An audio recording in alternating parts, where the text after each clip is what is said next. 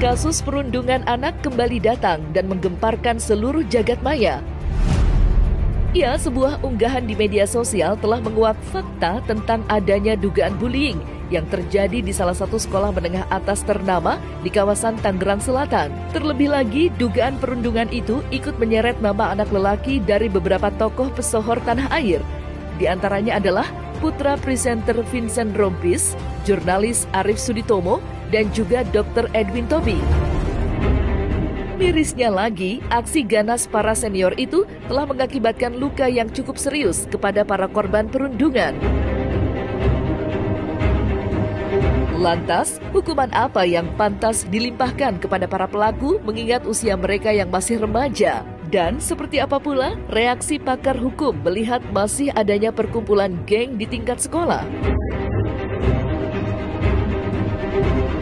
Itu sebenarnya sudah masuk ke ranah yang semestinya kepala sekolah itu sudah tahu atau guru BK sudah tahu bahwa ada geng di sekolah tersebut, dan untuk masuk ke geng tersebut ada persyaratan-persyaratan seperti layaknya mungkin di militer gitu kan. Namun mereka tidak tahu bahwa itu sudah masuk kategori terkait dengan bullying ya.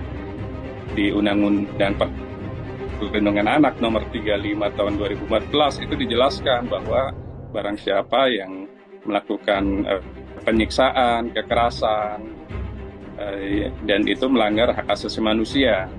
Apalagi di pasal 1-nya jelas bahwa anak di bawah umur, di bawah 18 tahun, itu masih dianggap anak di bawah umur.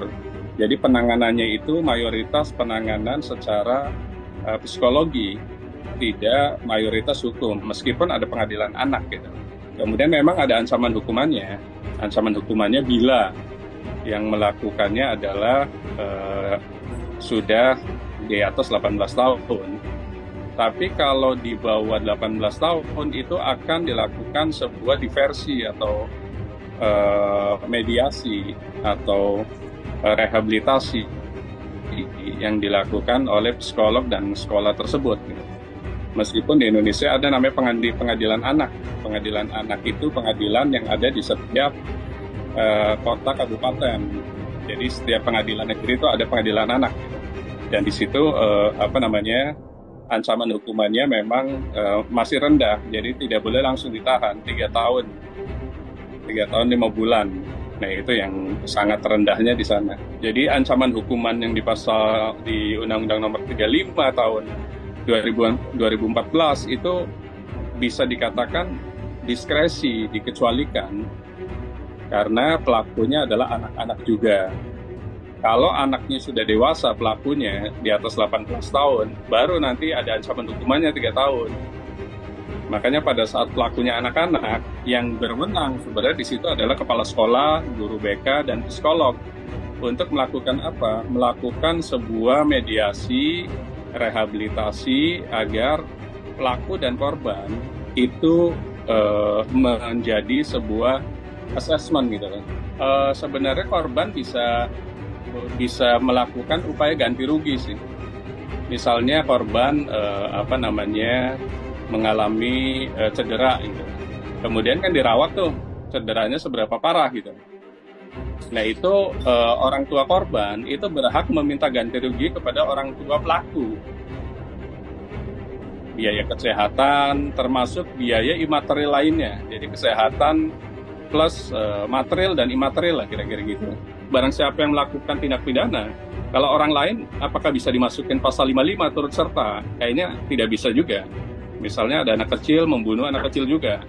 Kemudian orang tuanya dimasukkan sebagai pelaku gitu, misalnya sebagai mad pleasure, sebagai turut serta, nggak bisa masuk mas pasalnya. Jadi konstruksi hukumnya orang tua tidak bisa dimasukkan dalam unsur tindak pidana tersebut, baik bullying atau pidana kriminal lainnya gitu.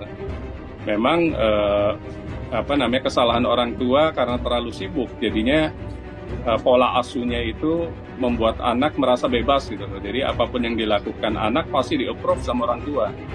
Tapi tidak mungkin orang tua mengajarkan anak untuk melakukan kekerasan kepada anak lainnya kan begitu. Pasal 69C, ABC dan 70 itu pelakunya bila sudah dianggap cukup umur gitu loh. Jadi 3 tahun 5 bulan tadi. Tapi kalau di bawah umur juga, ini masih tupoksi dari kepala sekolah, pihak sekolah, psikolog, dan guru BK sebenarnya.